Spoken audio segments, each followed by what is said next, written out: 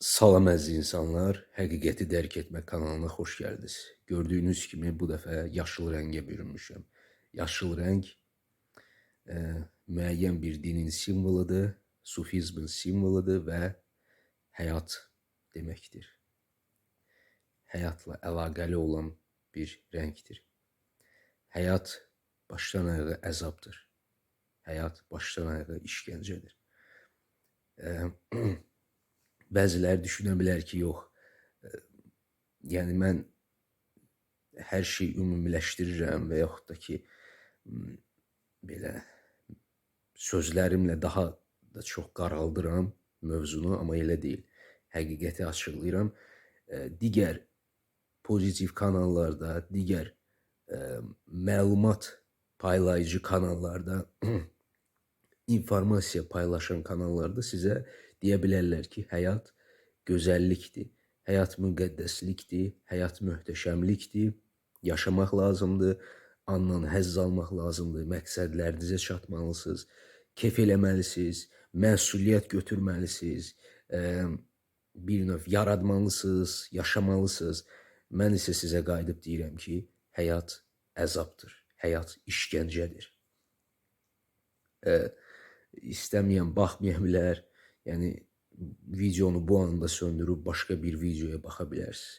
Əgər yalanlarla yaşamaq istəyirsinizsə, əgər həqiqəti bilmək istəmirsinizsə, digər kanallarda olan pozitiv fəlsəfə, romantik fəlsəfəyə aid olan videolara baxa bilərsiniz.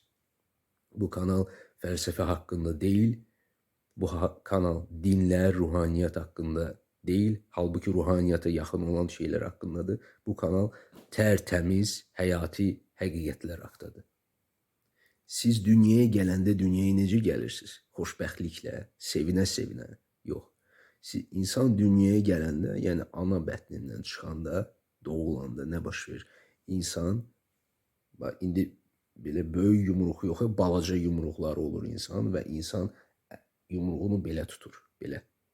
Belə tutur ki, yəni o balaca əlləri ilə yumruğunu belə tutur ki, istəmir. Bu reallığa gəlmək istəmir, amma məcburdur.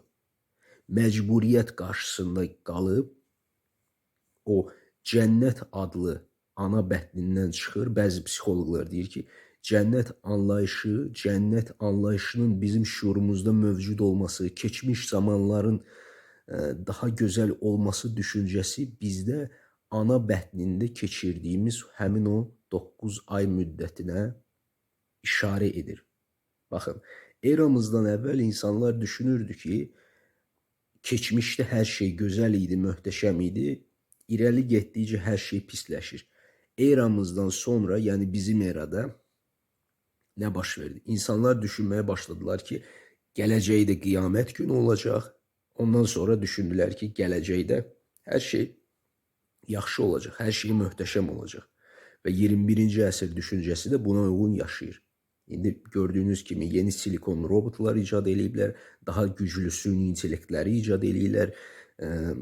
Halbuki bunu nə üçün eləyirlər, niyə eləyirlər? Əhalinin yarısı məsələn acından ölür, qırılır, müharibələr gedir, insanlar diskomfort, depressiya içindədir. Yəni Marsa uçmaq lazımdır, yoxsa insanları bəlkə yeməklə təmin etmək daha yaxşı olardı. İnsanların psixoloji problemlərini həll edib onların bu planetdə rahat yaşamalarını təmin etmək daha yaxşı olardı mı? Nəinki Marsa uçmaq. Amma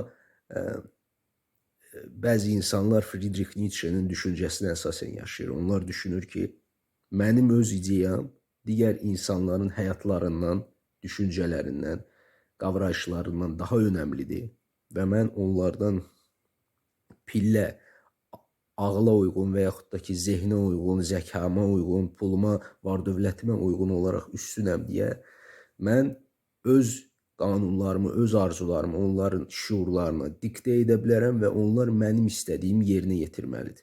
Təsəvvür edin, Marsa uçmaq istəyən təkcə Elon Musk'dır, düzdür? Amma kütləvi şəkildə o öz gücündən istifadə edərək onların arzularını yox edir və öz arzusunu onların şuurlarına yerləşdirir və insanlar onun üçün çalışırlar ki, Marsa uçsunlar. Həmin o Ə, şeydə Amerikada görürsüz, texnologiya üzərində işlər gedir. Nə verir bu adamlara? Heç nə. Amerika yenə də güclü bir dövlət olaraq qalır, digərləri isə acından ölür. Sadhguru'nun Amerikaya təqdim etdiyi bir şeydə neydi onun kommentariyada o qeyd eləmişdi ki, əgər Amerika məsələn Əfqanistana gedib orada tibb üçün nəsə eləsəydi, məktəblər açsaydı, dərsliklər yaysaydı, gözəl şeylər eləsəydi, o zaman Amerika güclü bir dövlət olduğunu sübut eləyəcəkdi.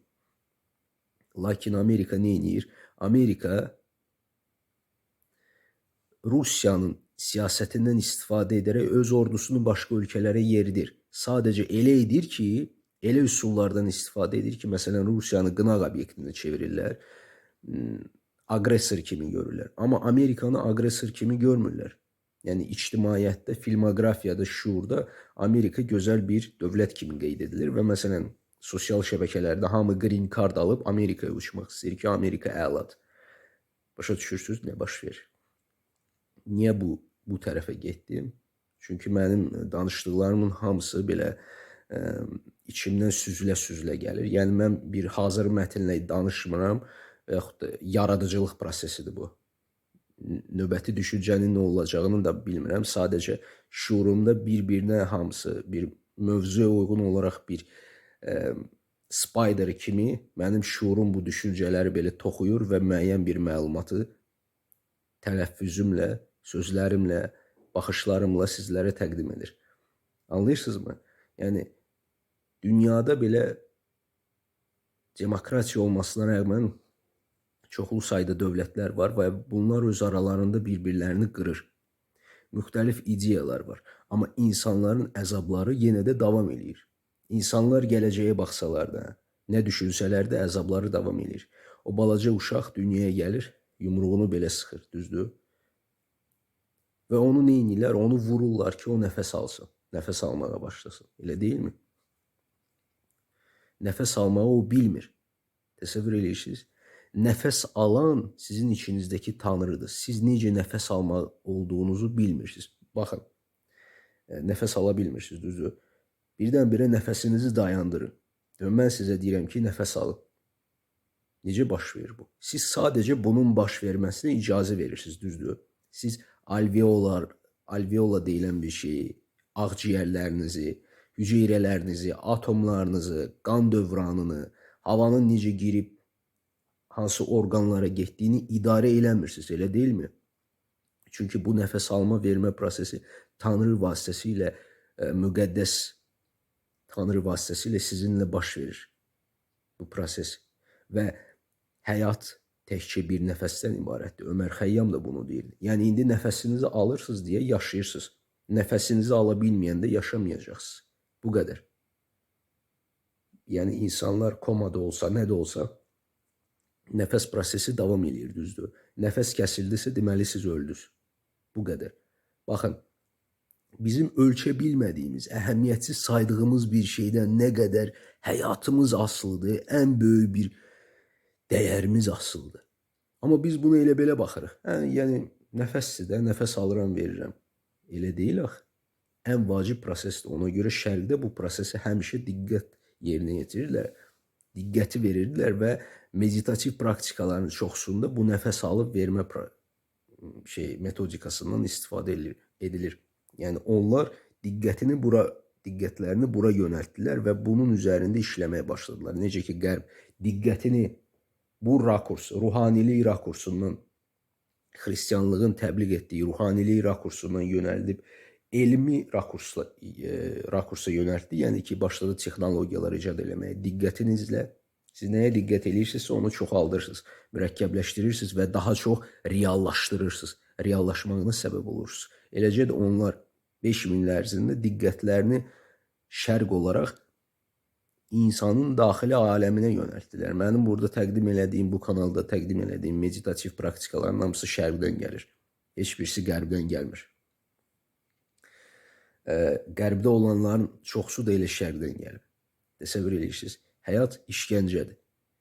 Yəni siz yaşayırsınız, o uşaq doğulur, yaşayır və onun içinə digər ideyalar, başqa şeylər yeridilir. Ona özü olmağa icazə verilmir. Uşaq özü ola bilmir. Müasir zamanədə belə deyim də, psixologiya bu reklam edilmiş psixologiyaya müraciət edənlərin sayı niyə çoxalır? Niyə insanlar psixologiyaya müraciət edir? Çünki məsuliyyətdən qaçırlar. Təsəvvür edin. Siz bir kişisiz, qadına xəyanət edirsiniz və günahkar olduğunuzu demək istəmirsiniz. Özünüzü günahkar kimi birisi kimi hiss etmək istəmirsiniz və buna görə də psixoloqa müraciət edirsiniz. Psixoloq da qayıdır sizə deyir ki, müəyyən manipulativ düşüncələrdən, kontekstdən istifadə edərək sizə sübut edir ki, günah hissi keçirtmək lazım deyil. Bu sadəcə sizin tələbatınızdır. O qadın sizi qidalandıra bilmirdi, ruhunuzu. Siz inkişaf etməlisiniz. Bu xəyanət etmək də normal, xəyanət etmək normal bir şeydir və s. və s. Buna uyğun olaraq insanlar, bu misala uyğun olaraq psixoloqlara ona görə müraciət edir ki, məsuliyyəti öz üzərlərindən atsınlar. Hətta varlı insanlar belə, karyerada müəyyən uğur qazanmış insanlar, ailəsində hər bir şey yaxşı olan insanlar belə psixoloqlara müraciət edir. Düşünürlər, çünki məsuliyyət almaq istəmirlər heç nəyə görə. Yəni, ya valideynin üstünə ataq, ya buna ataq, nəsədən kimisə tapaq, ataq onun üstünə. Yəni, cəmiyyətdə gördüyünüz kimi, cəmiyyət sizə icazə vermir ki, siz valideyninizə qarşı çıxasınız. Yəni, cəmiyyət hər halda sizə deyir ki, sən günahkarsan. Valideyninə günah yoxdur. Təsəvvür edin, mənim bir övladım dünyaya gəlir. O, mənim kimi əzablı çocuqluq keçirir. Və açır dini kitabı, dini kitabda yazırlar ki, hörmət eləməlisin. Sonra ruhani kitablara baxır. Ruhani kitablar deyir ki, onun, məsələn, mənim övladım oxuyur, orada yazılır ki, sənin atavın şuuru o vaxt elə idi deyə o öz şuuruna görə, şuursuzluğuna görə hərəkət eləyirdi. O elədiklərinə görə məsuliyyət daşımır. Anlayırsınızmı? Elədiklərinə görə məsuliyyət daşımır. Və mən də oturam belə sevinirəm ki, ay Allah, nə yaxşıdır, nə yaxşıdır. Mən övladımı döymüşəm, söymüşəm, təhqir eləmişəm, ona əzablar vermişəm, amma populyar psixologiya, ruhaniyyatdır, dindir, heç bir şey məni günahkar çıxarmır, onu günahkar çıxardır. Ha, nə yaxşı, nə əla. Manipulyasiyaları görürsünüz, hiləgərliyi, bicliyi görürsünüz. Nə qədər dərindən yazılıb şuurumuza, düşüncələrimizə, kitablarımıza, dinimizə, ruhaniyyatımıza yazılıb, fəlsəfələrimizə yazılıb bu manipulyasiya, yalanlar. Hər bir şeydə yalan var. Sizə deyirlər ki, məqsədlərinizə çatın. Qarşınıza məqsəd qoyun, məsuliyyət götürün, çatın. Çatdınız məqsədinizə. Nə hiss eləyəcəksiniz? Hə? Tutaq ki, bax,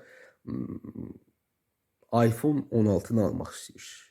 Arzularınız var, ölürsünüz, ay iPhone 16 alacağım, belə eləyəcəm, elə eləyəcəm.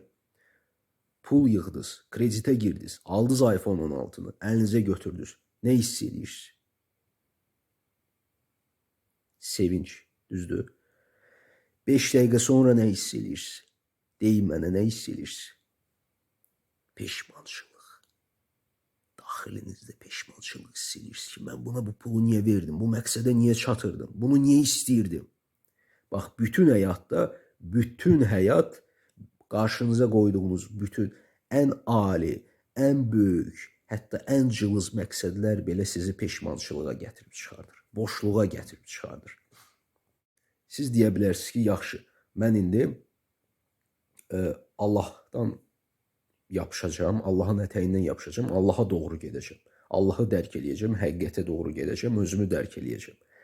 Bunların hamısı əslində sinonimdir. Sinonim. Eyni şeylər deməkdir. Gedirsiniz. Nə verəcək bu sizə? Siz elə bilirsiniz ki, öz içinizə getməklə siz Allahı tapacaqsınız, yaxud da ki, özünüzü dərk eləyəcəksiniz, kimisə aşkar eləyəcəksiniz burada. Elə bilirsiniz ki, öz içinizə gedərək enerjilərinizi böyüdəcəksiniz və yaxud da ki, gözəl şeylər tapacaqsınız, mənalar tapacaqsınız, arzularınız gerçəkləşəcək, sükut tapacaqsınız, sakitçilik tapacaqsınız, rahatçılıq tapacaqsınız. Heç nə tapmayacaqsınız. Sizin içinizdə siz bir şey aşkar eləyəcəksiniz. Əgər həqiqətən səmimi olaraq, özünüzə yalan danışmadan kim olduğunuzu dərk eləməyə başlasaq, siz görəcəksiniz ki, Siz mövcud değilsiniz. Siz yoxsuz. Sizin içinizdə siz deyə bir şey yoxdur. Mən deyə bir şey yoxdur sizin içinizdə. Mən sadəcə bütün düşüncələr kimi düşüncədir. Düşüncələrdən fərqli olmayan bir düşüncədir mən düşüncəsi. Və bütün düşüncələr necə boşdursa, o da boşdur. Siz sadəcə bu prosesi diqqətlə izləmirsiniz. Diqqətinizlə marağınız yoxdur deyə buna qavramağa çalışmırsınız. Əgər siz Allaha doğru gedirsinizsə və belə deyim də iPhone 16-nı almağı düşünürsünüzsə, siz özünüzə yalan danışırsınız. Əgər siz Allaha doğru gedirsinizsə, həqiqəti dərk eləmək istəyirsinizsə, amma hələ də düşünürsünüz ki, evim olsun, ailəm olsun, uşağım olsun, siz özünüzə yalan danışırsınız. Və sizə deyirlər ki, nə olsun, bu arzularda nə var? Ailəmin olması, sevgilimin olması, ərimin, uşaqlarımın anası olması. Nə var ki burada? Cəhənnəmi yaradırsınız siz. Həqiqəti deyirəm də sizə, eşitmək istəmirsiniz, həqiqəti deyirəm. Siz cəhənnəmi yaradırsınız. Bütün bu arzular, bütün bu istəklər cəhənnəmi yaradır. Həyat əzabdır deyirdi Budda və 100%'lıq yox, trilyon% haqlıydı. Hər bir məqsəd, hər bir arzunun reallaşması sizi peşmançılığa gətirəcək. Daha böyük peşmançılığa, daha böyük əzaba və siz hormonlardan asılı vəziyyətə düşürsünüz. Dopamin oksitosin artır. Məsələn, qadın gedir, müəyyən kişilərlə yatıb durur, dopamin oksitosin artır. Sonra yenə artır, sonra yenə artır. Yenə və artıq insanlar nə edir? Gic-gic şeyləri atırlar. Kokain, narkotik və s. şeylərə əl atırlar. Çünki bunu doldurmaq olmur. Həzz almaq istəyini, epikurçuluğu doldurmaq olmur. İğrənclik yaradırsınız siz. Həyat sizə rahatçılığı vermir. Heç bir şeydə siz rahatçılıq tapa bilməyəcəksiniz. Sonuncu ümidinizi belə öldürürəm. Siz öz içinizə gedib burada heç bir rahatçılıq tapa bilməyəcəksiniz. Burada heç bir komfort tapa bilməyəcəksiniz. Siz ömrü boyu əzab çəkəcəksiniz, doğulacaqsınız və həyat sizi buradan ora sürükləyəcək, buradan ora sürükləyəcək. Məsələn, qadın kimi yaşayırsınız, əziyyət çəkirsiniz, deyirsiniz ki, qadın olmaq pisdir. Növbəti həyatda yenidən qadın olacaqsınız, daha betər bir ölkədə qadına çevriləcəksiniz və daha böyük işgəncələr yaşayacaqsınız. Bu həyatda kef eləyənlər o bir həyatda əzab çəkəcəklər, yeni bir həyatda. Bu həyatda əzab çəkənlər o bir həyatda yenidən əzab çəkəcəklər. Siz həyatın köləsisiniz. Çıxış yolu yoxdur heç bir şeydə. Hər şey yalandır. Yaşayın da bununla. Ümidinizi öldürürəm. Hər şey yalandır, hər şey yuxudur. Siz buranın köləsisiniz və siz bu filmin ssenariyasından qaça bilməyəcəksiniz. Ssenarini axıra qədər yaşayacaqsınız və deyəcəksiniz ki, yaxşı, mən indi yeni reallığı yarada bilərəmmi özümü dərk etmişəmsə? Yaxud da ki, nirvananı qazana bilərəmmi? Bir şey eləyə bilərəmmi? Yox. Siz həyatın köləsisiniz. Həyatda edə biləcəyiniz yeganə bir şey başınızı aşağı salıb bu həyatı tanrılara uyğun yaşamaqdır. Bu qədər. Çünki dünənki postda qeyd elədiyim kimi, siz həyatda önəmli olan iki prosesi, doğumu, doğuluşu və ölüm deyilən bir şey idarə eləmirsiniz. Saç telinizin düşüb düşməyəcəyini, çıxıb çıxmayacağını, bugünkü günün, sabahki günün nə ola biləcəyini bilə bilmirsiniz. Emosiyalar necə olacaq, növbəti düşüncə nə olacaq, növbəti istək nə olacaq, növbəti arzu nə olacaq, növbəti bu nə olacaq, bunu bilmirsiniz.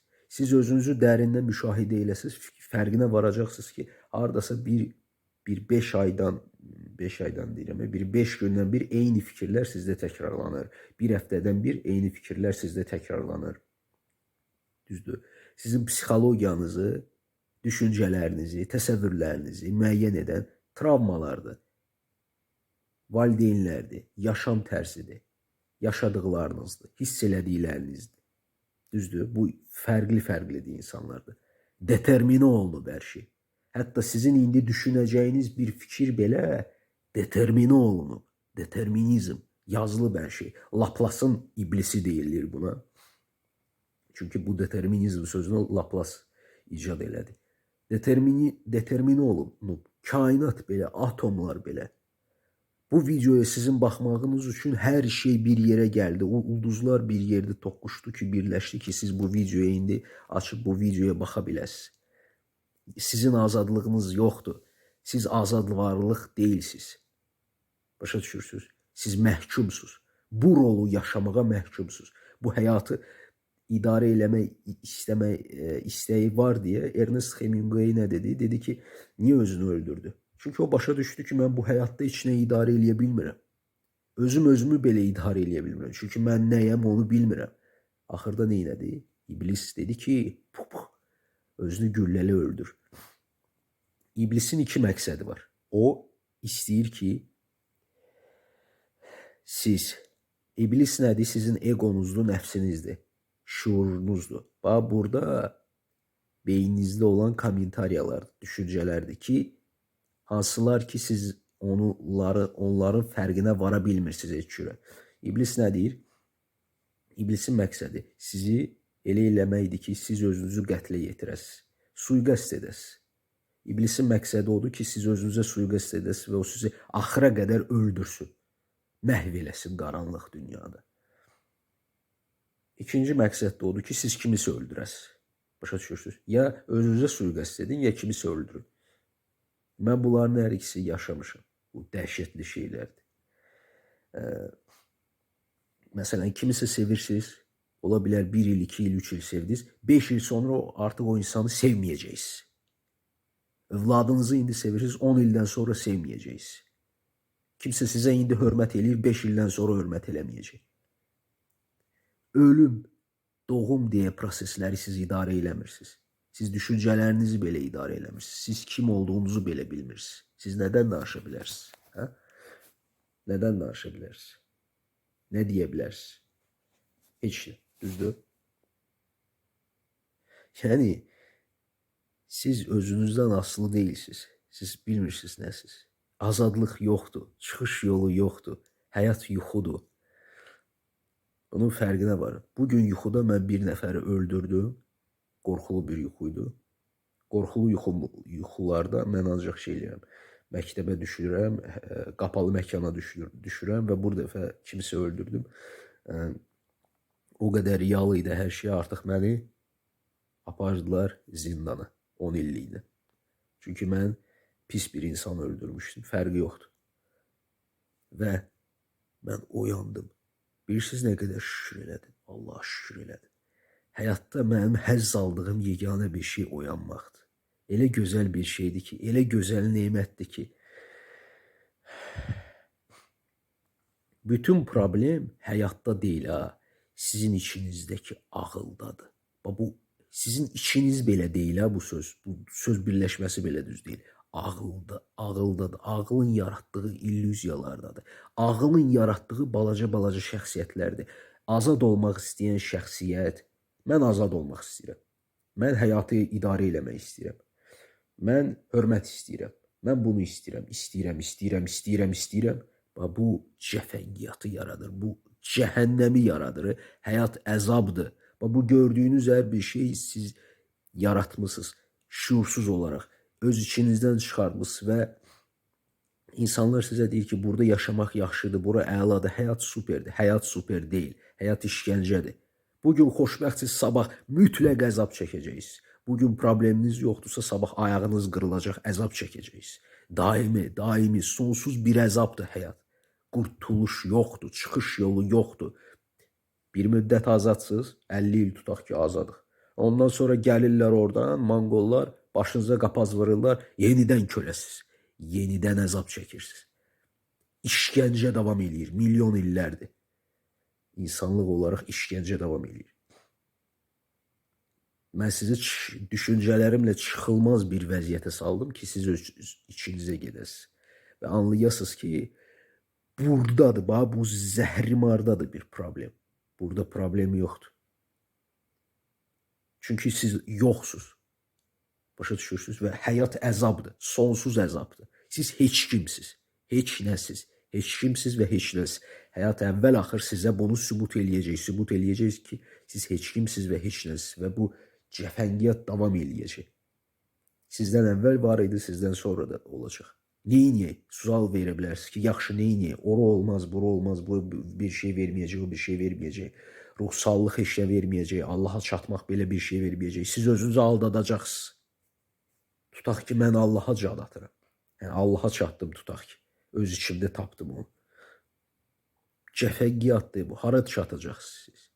Siz bir şey dərk eləyə bilərsiniz. Həqiqəti dərk eləyirsinizsə.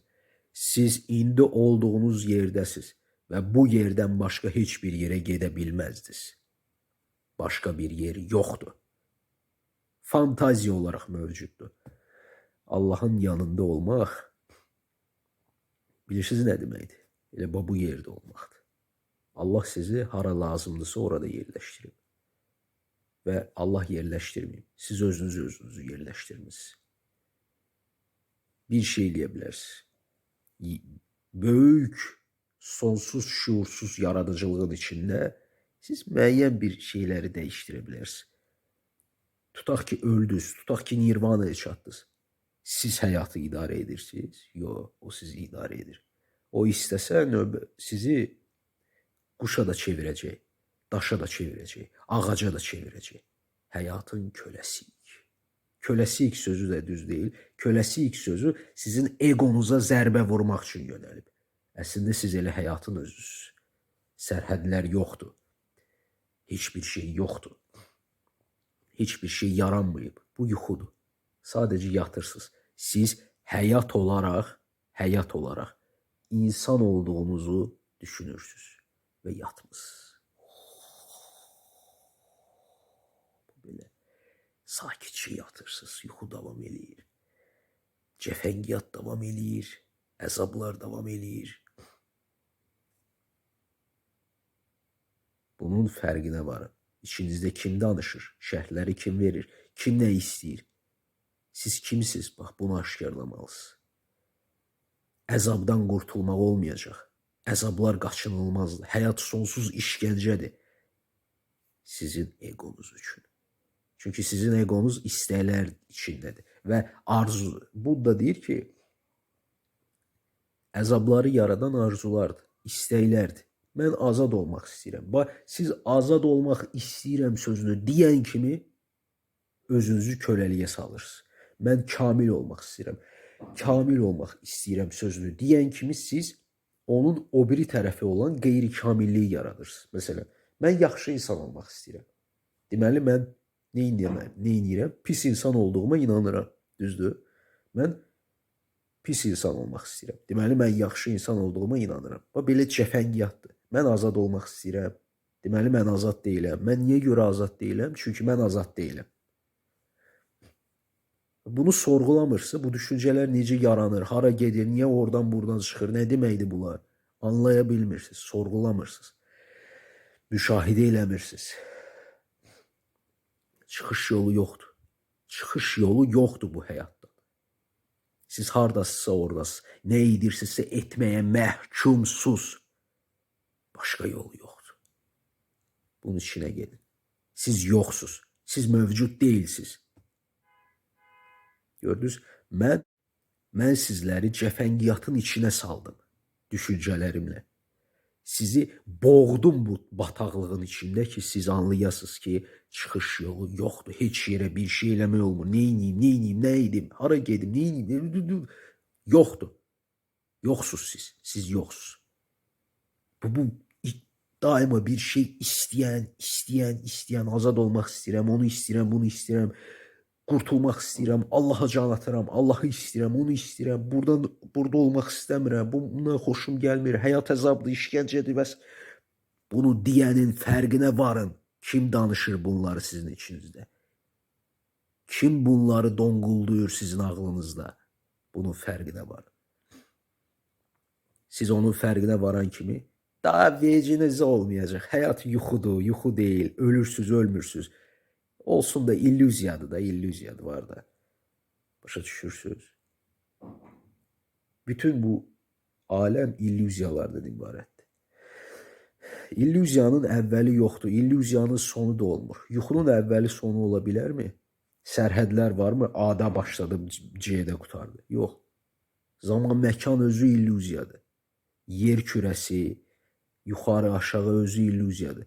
Baxın, indi mən danışa bunların hamısı, sizə görə bu sözlərdir, mən hamısını təsəvvür edirəm. Mən indi başa düşürəm ki, mən cəfəngiyat danışıram, uydurmaların içindəyəm. Biz insanlar olaraq uydurduğumuz həyatın içində yoxa çıxmışıq. Biz yaşadığımızı düşünürük, biz yaşayırıq. Biz robotuq, siz biorobotsuz, siz canlı deyilsiniz, biorobotsuz siz. İçinizdə heç nə yoxdur. Biorobotsuz siz. Vəssalam. Bunun içində heç nə yoxdur. Siz biorobotsuz. Determine olunub hər şey. Yoxdur. Çıxış yolu yoxdur. Bu qədər. Nə edəcəksinizsə bunu ediləcək. Edilməyəcəyini düşündüyünüz şeylər belə ediləcək. Edilə bilməyəcəyi şeylərin edilə biləcəyini belə düşünəndə edilə bilməyəcək şeylər düşünülə biləcək və düşünülə bilməyən şeylər də düşünülə biləcək qədər düşünülməzdir. Şükürsünüz. Nə olacaqsa olacaq. Ölün. Ölün. Bu çıxılmazlığın içində ölün. Nəfsiniz, egonuz ölsün bu cəfəngiyatın içində. Gəbərin. Ölsün bu ego. Arzular sizi əzaba salacaq daima. Çıxış yolu yoxdur. Həyat işgəncədir. Bu qədər.